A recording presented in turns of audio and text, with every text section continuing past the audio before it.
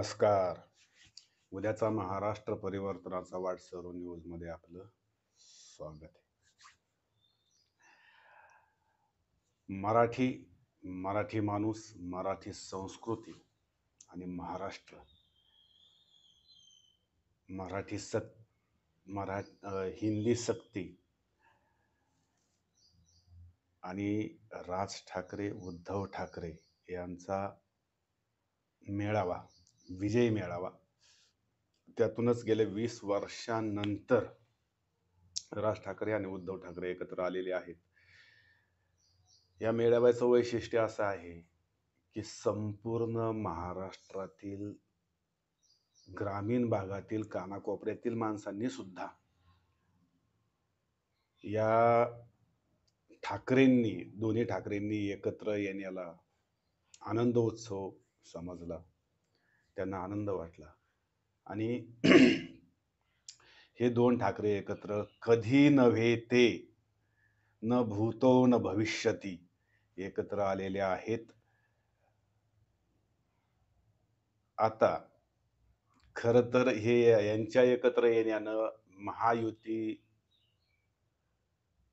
देवेंद्र फडणवीस, एकनाथ शिंदे, अजित पवारचा एवढा विषय नाही याच्यामध्ये, पण देवेंद्र फडणवीस आणि एकनाथ शिंदे आणि महायुतीच्या बीजेपीतल्या कार्यकर्त्यांनी, भारतीय जनता पार्टीच्या कार्यकर्त्यांमध्ये प्रचंड मोठा धसका आहे. खरं तर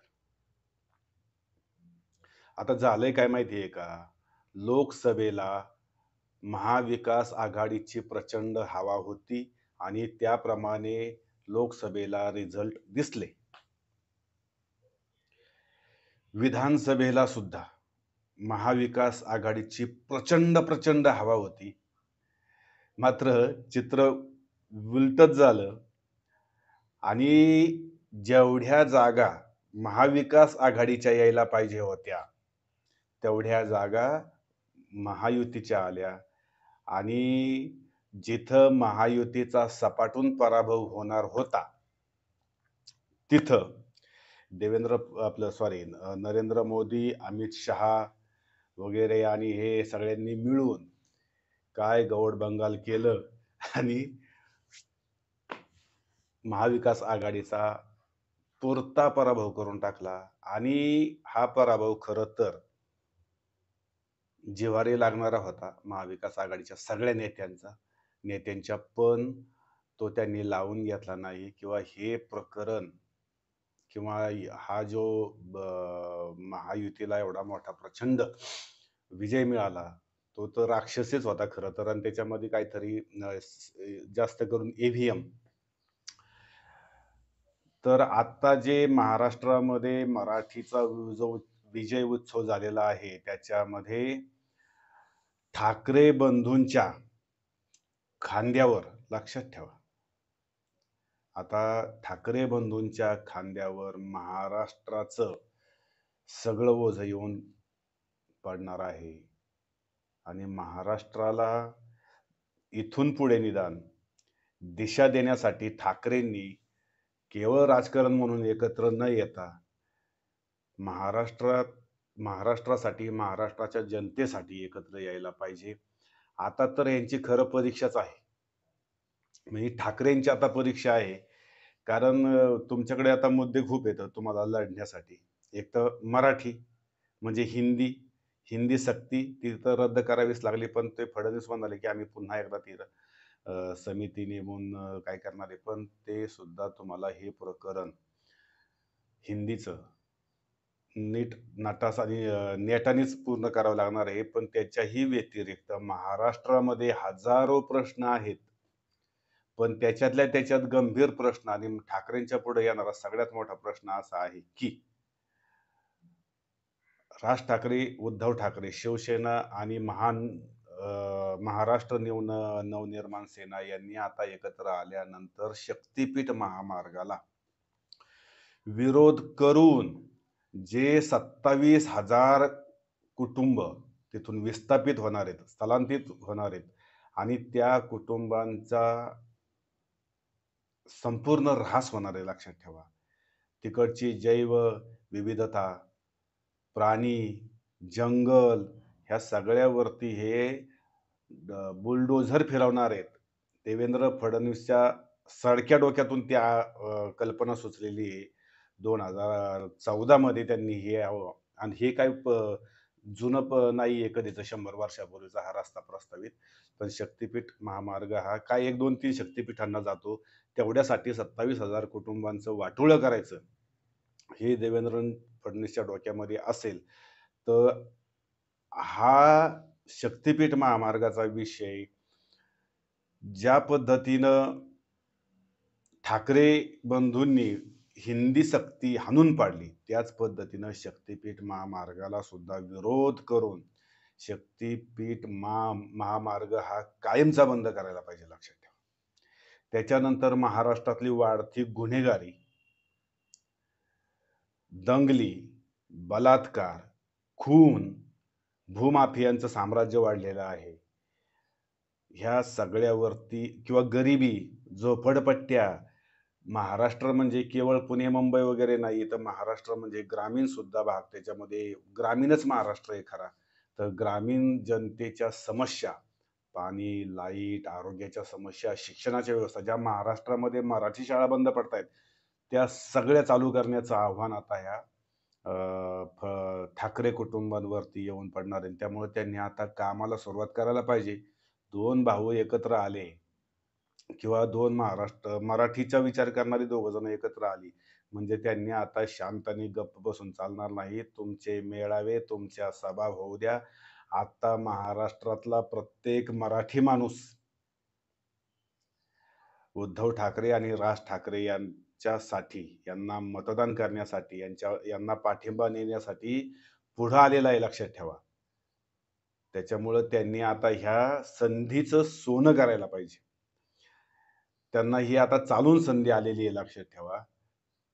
तर काम करायची. त्यांनी महाराष्ट्रामध्ये सत्ताच काम करण्यासाठी सत्तेची आवश्यकता नसते, हे तुम्हीच दाखवून दिलेलं आहे, की आणि सत्तेमध्ये गेल्यानंतर जनतेची सत्ता येते. देवेंद्र फडणवीस काय म्हणून हा माणूस एवढे मोठे निर्णय घेतो, की जेणेकरून जनतेची पिळवणूक होते. 27,000 कुटुंबांचं वाटोळं करण्याचं देवेंद्र फडणवीस हा निर्णय घेतोच कसा? आणि हे विस्थापित स्थलांतरित ह्यांचं पुनर्वसन करणार कुठे? आणि इतर जे आहे यापूर्वी जी स्थलांतरित झाली, पुनर्वसन झालं लोकांचं, पानशेत धरण असन, खडकवासला असन, वरसगाव असन, धरणग्रस्तांचं. त्यांचे वंश कुठं दिसत नाहीत. संपले, गेले, संपून गेले, मरून गेले. त्यांच्या वंशाचा दिवा संपून गेला आणि सगळं संपून गेलं. ती माणसं शिल्लक राहिलेली नाहीत, लक्षात ठेवा. त्याच्यामुळे देवेंद्र फडणवीस अत्यंत दुष्कर्म करत आहे. कुठलं? एक तर ते हिंदी सक्तीचं आता मंदीत आणलं होतं ते, आणि ती माघार घ्यावी लागली. तरी पुढे रेटण्याचा विचार करत असेल तर तो मूर्खपणाचा आहे. मात्र शक्तिपीठ महामार्गाला कडाडून विरोध. हे फक्त तिथल्या लोकांचं कर्तव्य नाहीये, लक्षात ठेवा. विरोध करणं हे संपूर्ण महाराष्ट्रातून शक्तिपीठ महामार्गाला विरोध व्हायला पाहिजे. आणि शक्तिपीठ मार्गाचं तुम्हाला जाणवणार नाही, पण शक्तिपीठ महामार्गामुळे प्रचंड हाल होणार आहेत. त्या 27,000 कुटुंबांचं, तिथल्या जैवविविधतेचं, तो जो कोकणापर्यंत गोव्यापर्यंत रस्ता जाणार आहे. ते डोंगर, दऱ्या आणि ही लोकं जाणार त्या रस्त्यावरून. तिकडच्या सगळ्या परिसराचं नुकसान करून टाकणार आहे. हवा प्रदूषण, सगळं वातावरण खराबी करून टाकणार आहे तो रस्ता. त्याच्यामुळे त्या रस्त्याला बंदीच यायला पाहिजे. महाराष्ट्रामध्ये प्रचंड गुन्हेगारी आहे, लक्षात ठेवा. सगळी गुन्हेगारी मोडून काढली पाहिजे. काही एक सुद्धा म्हणजे एन्काउंटर करायला पाहिजे. मी म्हटलं ना तुम्हाला.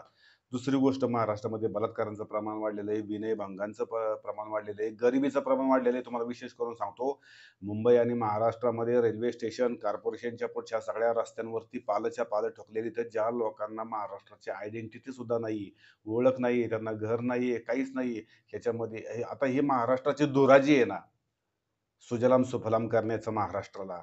आणि दिल्लीचे ही तख्त राखतो महाराष्ट्र माझा, हे आता ठाकरे खरं तुम्हाला सांगतो, लोकसभेच्या निवडणुकीमध्ये लोकांना आश्चर्य वाटेल या गोष्टीचं, पण नरेंद्र मोदीच्या टक्कर देणारा चेहरा उद्धव ठाकरे होते. हे तुम्हाला त्यावेळेस जाणवलं नसेल. मी त्यावेळेस एक व्हिडिओ पण केला होता. पण पण ते काय झालं माहिती आहे का, की ह्यांनी सगळं ते दासनच बांधून फेकून दिलं. नाही तर उद्धव ठाकरे सुद्धा फार मोठा व्यक्तिमत्व आहे आणि जे समाजाच्या योग्यते समाजासाठी काम करणारं व्यक्तिमत्व आहे, लक्षात ठेवा. त्यामुळे आता ह्या दोन भावांनी एकत्र आलाय, तर थांबू नका. आता थांबू नका. आता तुमच्यावरती जबाबदारी येऊन पडणार आहे, कारण महाराष्ट्रातल्या लाखो, करोडो मराठी मनांचा कल हा ठाकरेंना पाठिंबा देण्याचा आहे, ठाकरेंना विजयी करण्याचा आहे. ते आता फक्त वाट पाहत आहेत पुढच्या निवडणुकीची. स्थानिक स्वराज्य संस्थांच्या निवडणुकीमध्ये सुद्धा तुम्हाला ठाकरे बंधूंचं वर्चस्व दिसून येणार आहे. मुळात हिंदीची सक्ती आहे. हिंदी बोलणारी उत्तर भारतीय लोक आहेत. पण महाराष्ट्रामध्ये सगळ्या प्रांतातील, भारतातल्या सगळ्या राज्यातील लोक महाराष्ट्रामध्ये काम करण्यासाठी येतात. त्याच्यामुळे महाराष्ट्रामध्ये मराठी महत्वाची आहे आणि हिंदीपेक्षा मराठी संपूर्ण भारतभर सक्तीची करायला पाहिजे, की जेणेकरून तुम्हाला रोजगार महाराष्ट्रामधून येऊन करावा लागतो, तर तुमच्या अडचण निर्माण होऊ नयेत. त्यामुळं हिंदीपेक्षा मराठी हीच राष्ट्रभाषा व्हायला पाहिजे असं मला वाटतं ॲक्च्युली. का माहिती का, की महाराष्ट्रामध्ये सगळंच आहे, जे इतर कुठल्याही राज्यामध्ये नाही.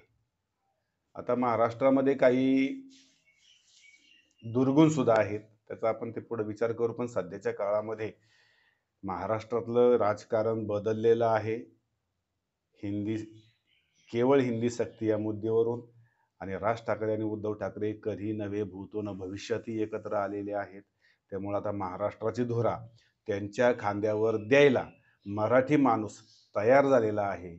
आणि आता मात्र त्यांनी मराठी माणसाच्या हक्कासाठी, गोरगरिबांच्या, साध्या-सुध्या जनतेच्या, ग्रामीण भागातील लोकांच्या, शेतकऱ्यांच्या समस्यांबाबत हिरिरीने भाग घेऊन हे मुद्दे मांडून त्यांनी सगळ्यांना न्याय देण्यासाठी आत्ता लढलं पाहिजे. आता तुम्ही सरकारमध्ये नाही, पण ज्यावेळेस तुम्ही सरकारमध्ये जाल, त्यावेळेस तुमची जबाबदारी आणखी वाढेल आणि तुम्हाला हे काम फार मोठ्या जोमाने आणि लोकांच्या मनाचा विचार करून, जनतेच्या हिताचा विचार करून, जनतेला विचारून घ्या लक्षात तुम्ही निर्णय.